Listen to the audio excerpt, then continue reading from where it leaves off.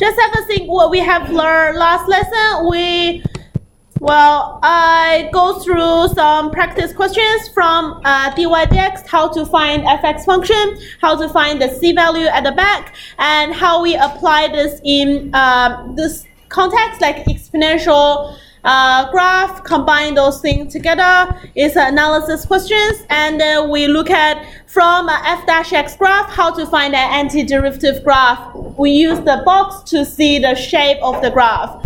Okay, the most important thing is we look at the turning point, whether that's a point of inflection or minimum turning point or maximum turning point to find the original graph. We use this box to help us to do it.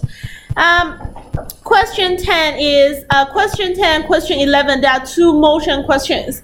Okay, there are two motion questions. The important thing we learn here is the velocity graph. Okay, the velocity graph. From 2 point of time, if we talk about the signed area, it is talking about the displacement. If we talk about the total area and the curve, then we talk about the distance. And two important formula is the average speed formula and the average velocity formula. Average speed is the distance over the time. Okay, the total distance covered by, for example, from the first second to the third second. Okay, in between those 2 seconds, the total distance covered.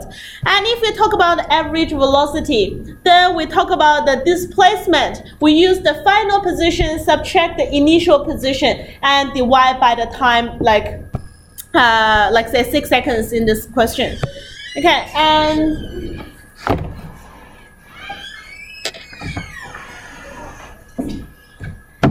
the next thing we talk about is that's a velocity question as well. And then the last thing we talk about, I said this is a very important formula. And then this is a 1-mark question on VCAR, always 1-mark question on VCAR, and there's only one way to ask it. It is the average value. Okay, average y value or average h value depends on what is your y-axis.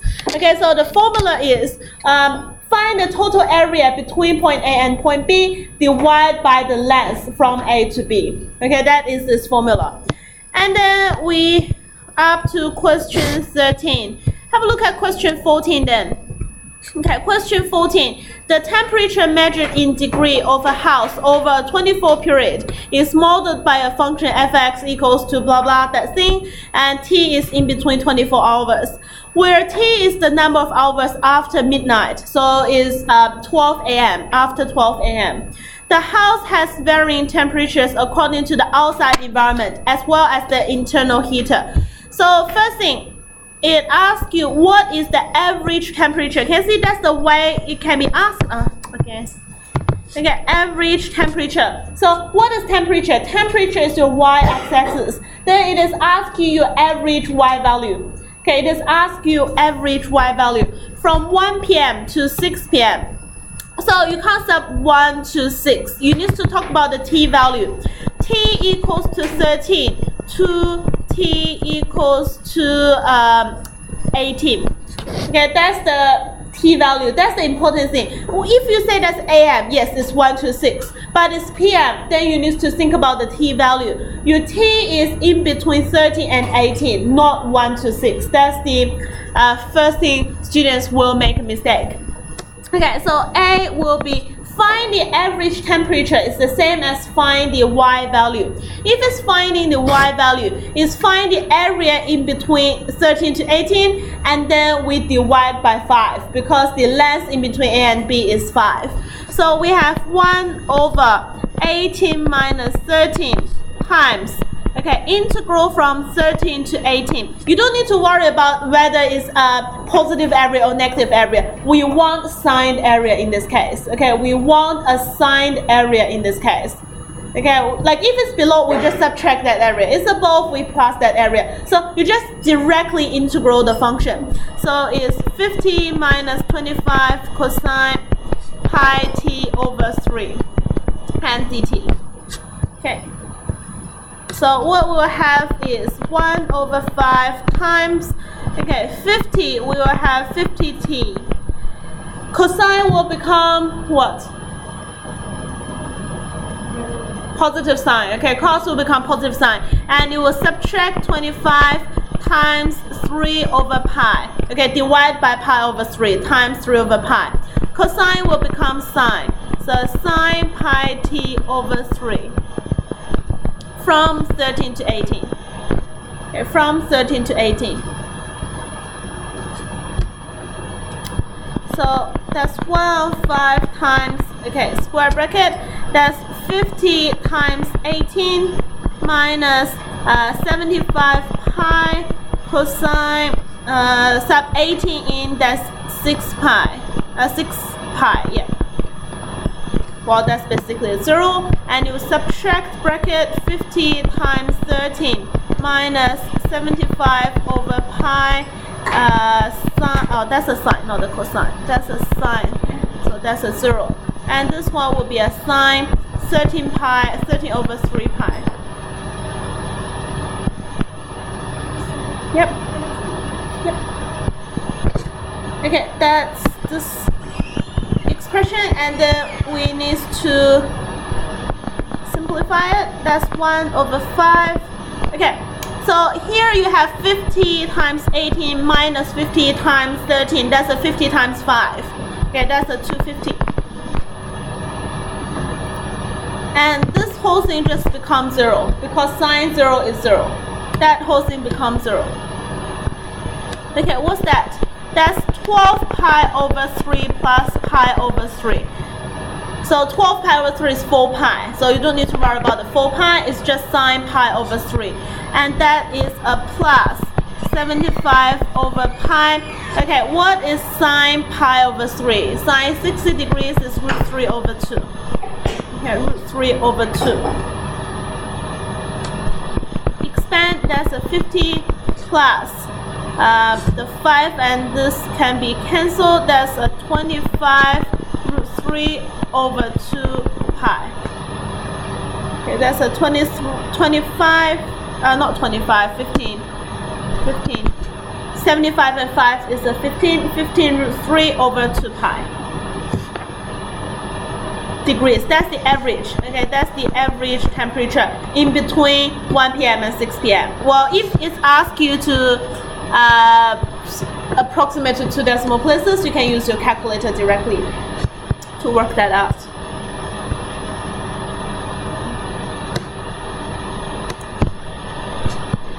Okay, the next one is, what is the average rate of change of temperature between 1 p.m. to 6 p.m.? So average rate of change and average value will be different.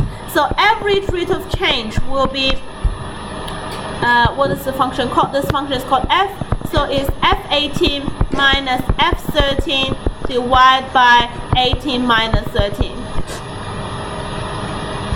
Okay, f18 minus f13 over 5. So that equals to, okay, f18 is 50 minus 25 cosine 6 pi. Subtract 50 plus 25 cosine 13 pi over 3 divide by 5. The 50 and 50 will be cancelled.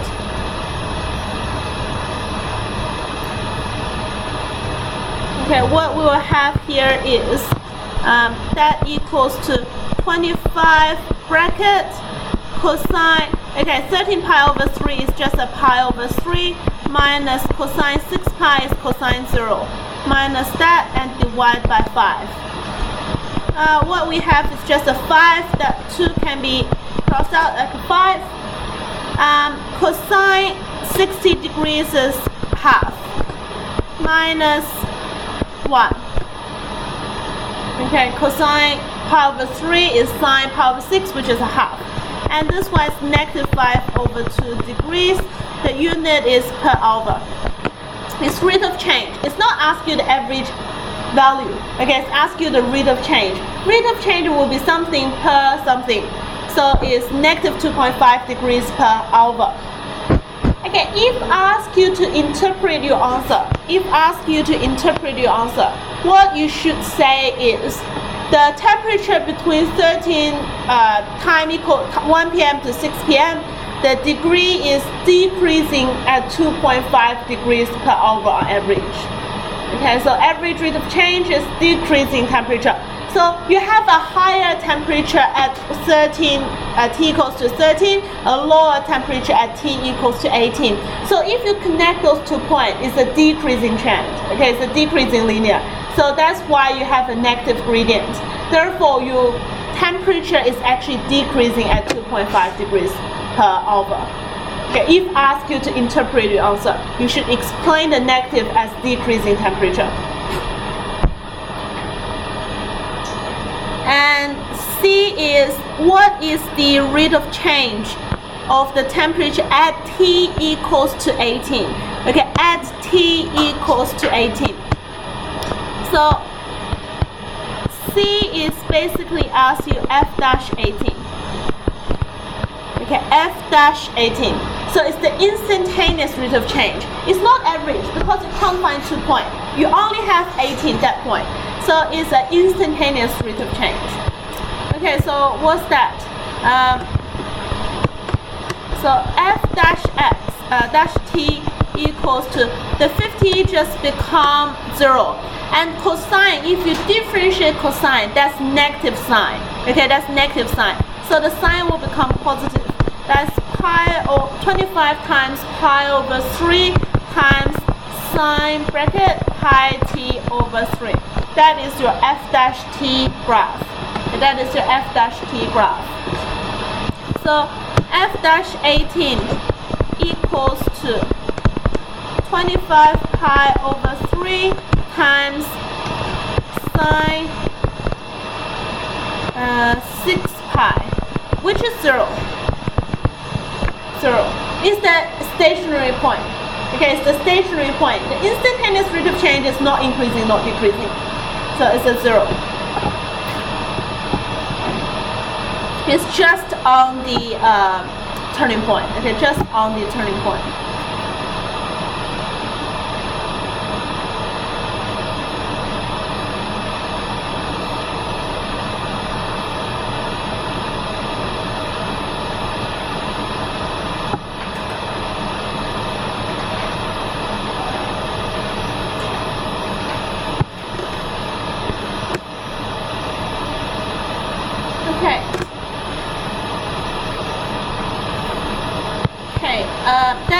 Let's have a look at this question.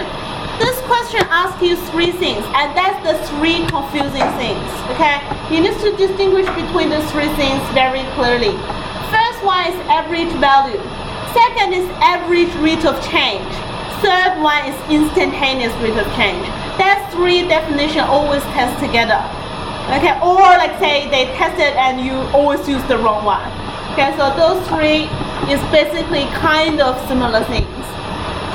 Number B and number C will be exactly like the difference is only average or instantaneous, but A is totally different thing. Okay, A is totally different thing.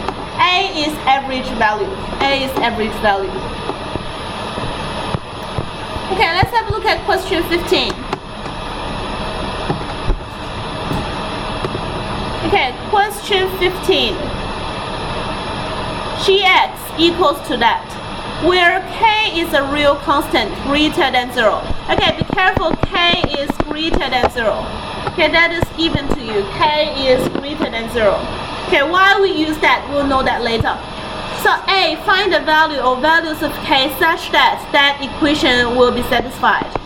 So what we have is 0 to 1, 4 over k minus 4x over k that, and dx equals to 1. Okay, what's the integral for this? What's the integral for 4 over k? For x over k. Okay, this is not log e. Okay, this is not log e. There's no variable inside. Only 4 over k is a constant. So the antiderivative for a constant is just times x on it. So it's 4x over k. And this one, and this one. You have x. All the rest is the coefficient. So the derivative for x, antiderivative for x is a half x squared. Okay, it's a half x squared. And you sub 0 to 1. That equals to 1. So that's 4x over k minus 2x squared over k squared. 0 to 1 equals to 1. Okay, we sub 1 in. 4 over k minus 2 over k squared. That's when you sub 1 into that. Okay, sub the x. Okay, sub x equals to 1, not k equals to 1. Be careful with that. X equals to 1. Minus 0 minus 0. That equals to 1. You sub 0 in, both of the terms 0. So what do we have? What do we have? We have 4k minus 2 over k squared equals to 1.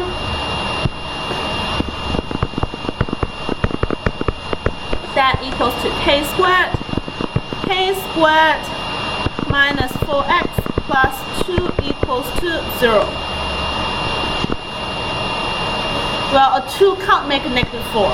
So we can use quadratic formula, minus b plus minus b squared over minus 4ac over 2a, or we can use completing square.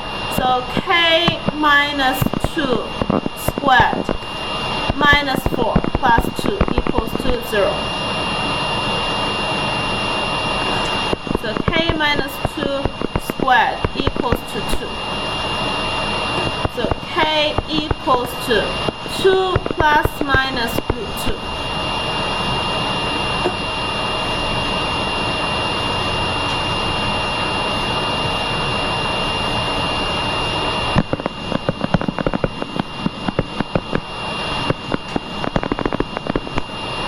Okay, it's 2 plus minus root 2. Are they all, but like we need to check, are they all positive? What it's telling you is k is positive at the beginning. Don't forget your restriction at the beginning. It might be one of the answer is negative. Okay, it might be one of the answers negative. But do we have two positive value here? Yes, we have both answer positive. Therefore, both of them scrapped. But just be careful. You might have like one positive, one negative. Okay, you might have one positive, one negative. You need to take the positive one. Well, if I make this question, I will make one of that negative. Okay, and most of you will forget there's a restriction at the very beginning. So my suggestion is when you read your questions and you find some domain, highlight that directly. Okay, highlight your domain directly. You need to be very careful about the restrictions. Okay.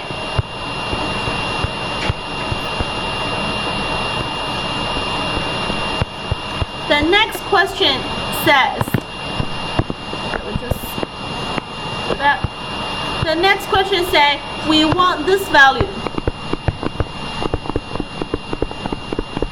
to be greater or equals to what? Okay, remember when we solve for that, we have this here. The left hand side equals to 4k minus 2 over k squared. That doesn't change. Okay, your left hand side doesn't change. Before is you're trying to solve that equals to what?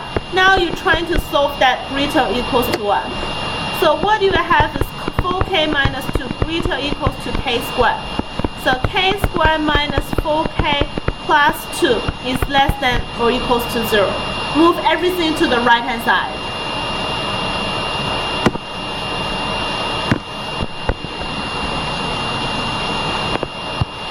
Okay, by looking at this this line, I can say by looking at this line, what you have is k minus 2 plus root 2, k minus 2 minus root 2, smaller or equals to 0. That's solving quadratic inequality. Okay, quadratic inequality. So what I will have is two solutions. One is 2 minus root 2. One is 2 plus root 2. And I will have a graph. That's a bad graph. But you have a graph like this.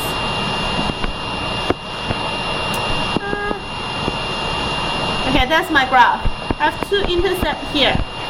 And I want the value below the x-axis. I want smaller than 0. So I want this part of the graph, okay, smaller than 0.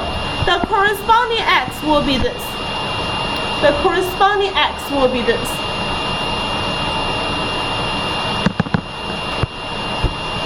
So your k value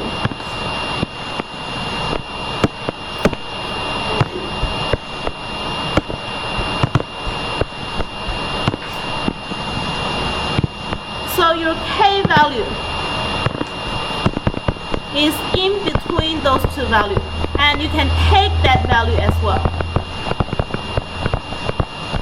Okay, you can take those two values as well, because you see from the graph below the x-axis and the corresponding x will be the middle part. So it's in between 2 minus root 2 and 2 plus root 2.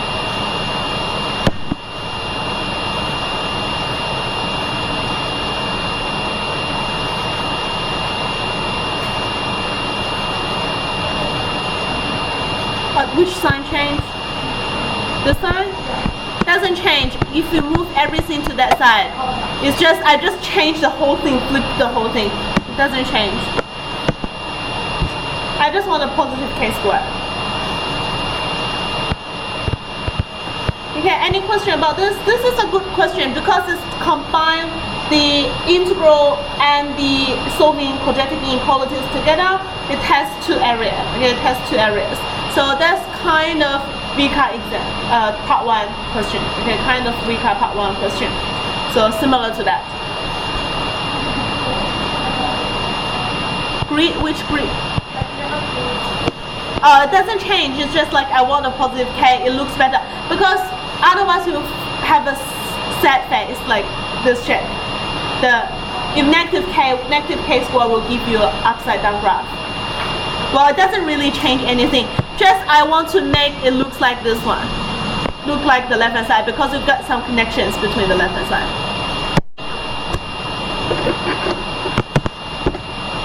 Okay. Okay, that's this question, and let's move on to the last 2 pages. Okay, consider function f is defined by fx equals to minus x squared plus 2x if A is the area bound by the curve of fx, x-axis, and the x-intercept. Write down and calculate the proper definite integral to find the exact value of x. Okay, let's sketch this graph first. Let's sketch this graph first.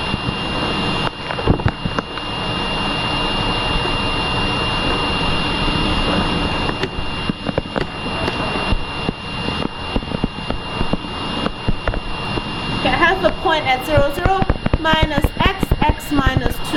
I have another point at 2. If I sub 1 minus 1 plus 2, I will have 1 as well. So I have the turning point here.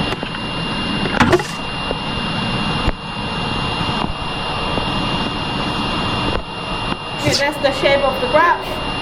That's 1, 1, that's 2, 0, that's 0, 0. Okay, bound by the fx, the x-axis, and the x-intercepts. So it's basically this graph. Okay, it's this area. It's this area. And it's a good area because it's above the x-axis. I can directly calculate that. Integral between 0 to 2. And then I have minus x squared plus 2x dx. That equals to minus a third x cubed plus x squared, 0 to 2. And that is minus 8 over 3 plus 4 minus 0 plus 0.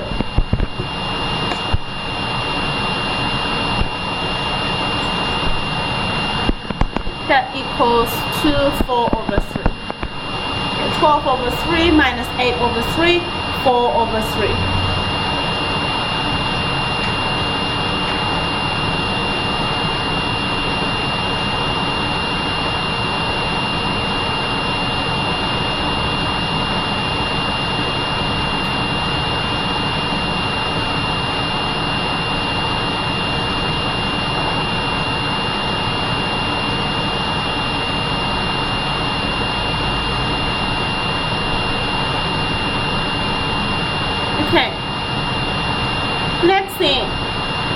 what is talked about is using the integral. It's quite an interesting question. Have a look at this one.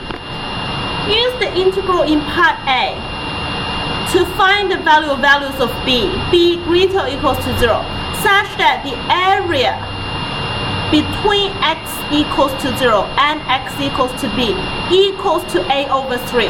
So what it's asking is between 0 to b is between 0 to b for this graph. Okay, that's the area between 0 to b. What that equals to? That equals to a over 3. What is a? This equals to a. Don't forget what you have is like this is equals to a. A is part 1. Okay, so exact value of a.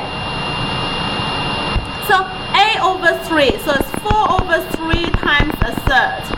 That is 4 over 9. This is annoying. I'll write this here.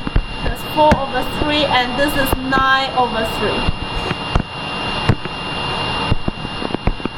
That is 9 over 3. So I want area is a third of that value.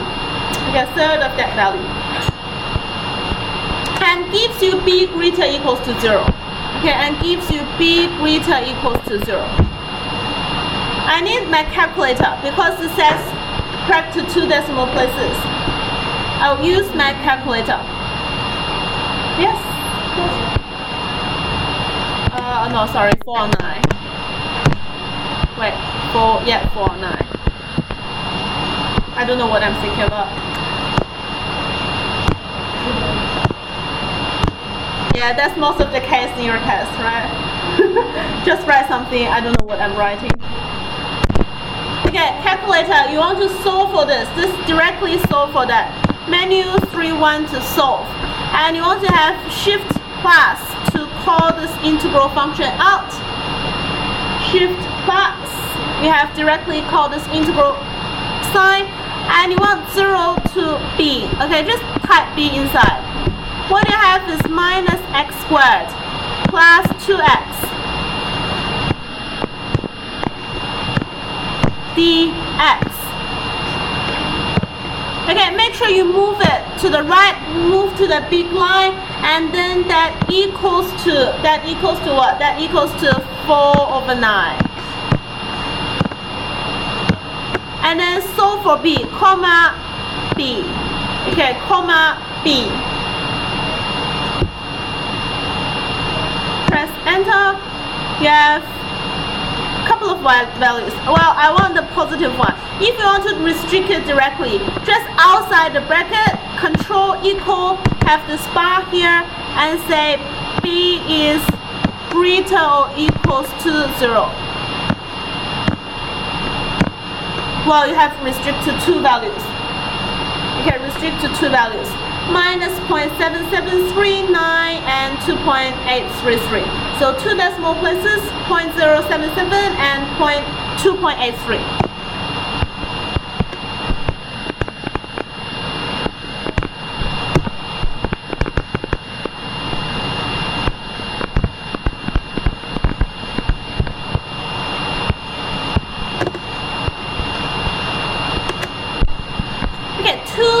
Places, and we have 2 values. Do you think both of this value can take, or like only one of them can take one of them?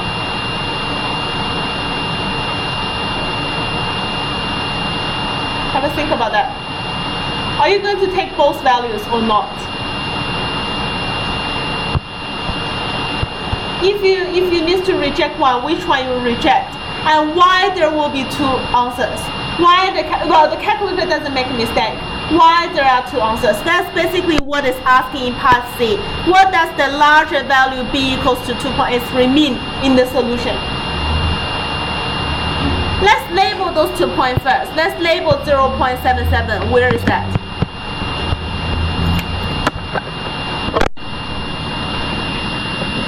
Okay, this value is here. Yeah, this value is here. So that's obviously a third of a, okay? 0.077, definitely you can take that value. That definitely will work. Because you can see from 0 to that, and it's a third, looks like a third, because we solve for a third, that's fine. Have a think about where's 2.83 something. Well, like it's quite far on my scale. That will be here.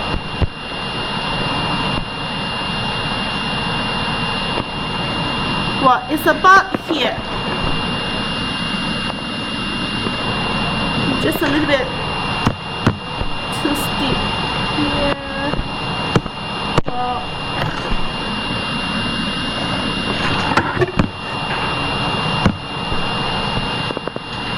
Well, if I keep going down, I can meet it somewhere.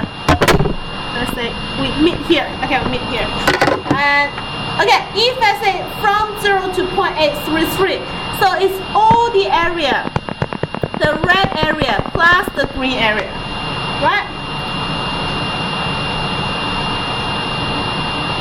Do you think the area is actually increased or decreased? Just think about that. If we go 0 to 2, we talk about area A. And then we say 0 to 2.8, we talk another area B. Do you think B will be larger than A or will be smaller than A?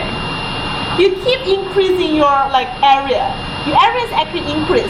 Before you just have this red area, okay? The red one. Now you have red plus green.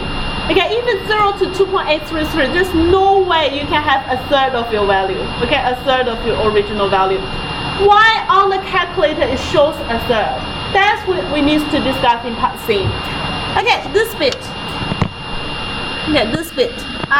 No, not this one. Okay, this bit. So basically say from 0.77. Okay, from 0.77 to 2, that area is exactly equals to the green area. They offset each other. Okay, say from 0 to 2.883.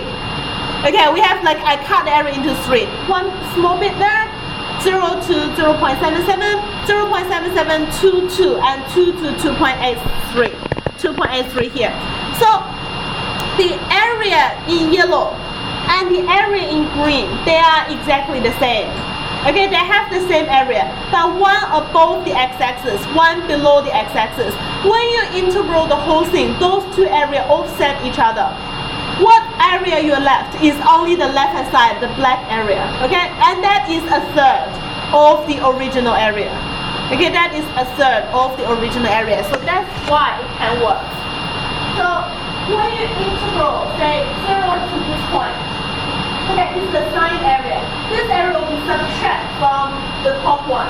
When you subtract from this one, subtract that one, the area is subtracted this one. Those two offset each other. So the total area you have in this equation is this black one. And this black one is from 0 to 0.77. That is a third of the A value.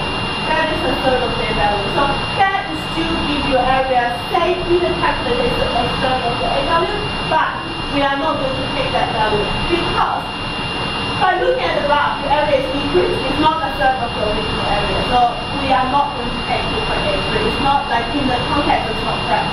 So we only take 0.77 here.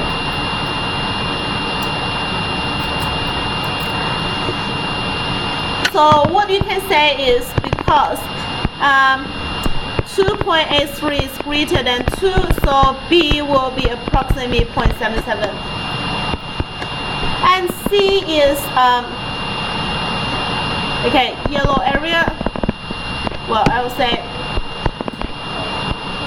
0.77 to 2 fx dx is just equals to negative of 2 to 2.83 fx dx. And so the integral from 0 to 8.3 of fx dx is equivalent to integral from 0 to 0.77 fx dx, because those two offset each other.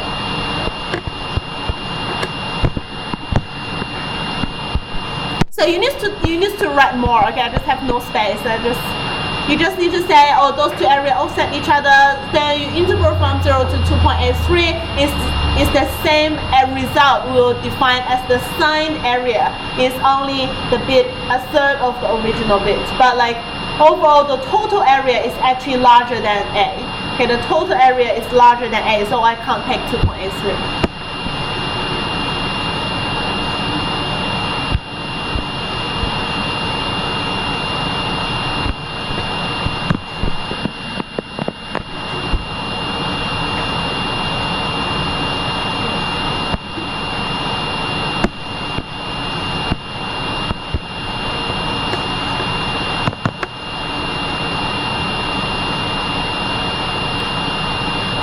Okay, question 2 is just a nice little question to finish up. If x equals to 0, x equals to 2 are the x-intercept for this function hx, show that for any value of b, the y-coordinates of the maximum turning point of h equals to that. So don't worry about what's the x-intercept. Now you have hx equals to minus x squared plus bx. Well, that is the quadratic. So if it's a quadratic, I can find turning point by completing square. That's minus x squared minus bx plus b over 2 squared minus b over 2 squared. And this equals to minus bracket b, okay, square bracket, and then round bracket b minus b over 2 squared minus b squared over 4, square bracket finish, open the bracket, plus b squared over 4. Okay, this question just tells you when you see the word turning point, do not always think about differentiation. If that's a quadratic, you can still find turning point by completing square, and it's still easier. If you do f dash x equals to 0 for this question, you still need to prove that f dash x, that value gives, the x value gives the f dash x equals to 0. It is a maximum turning point. You still need the table to show that is a maximum turning point. It's easier in this case. Well, it's an upside down quadratic and we have a maximum turning point, and the turning point, well, the turning point is b over 2 comma b squared over 4. So the y coordinates of the maximum turning point is b squared over 4. Okay, I can show without using calculus. Not all the questions you need to show by calculus. Not all, like quadratic, okay, quadratic, you don't need that. Okay, you don't need that. You just can find the turning point by completing square, and then we can talk about the turning point. We have upside down quadratic, and that must be a maximum turning point. For quadratic, if you completing square, you don't need to do that. But if you say f dash x equals to 0, solve for x, then you need to prove that is the maximum. So that's why I said do not use the calculus here. Okay, we finally finished this whole chapter. We used 9 lessons. That's a long time.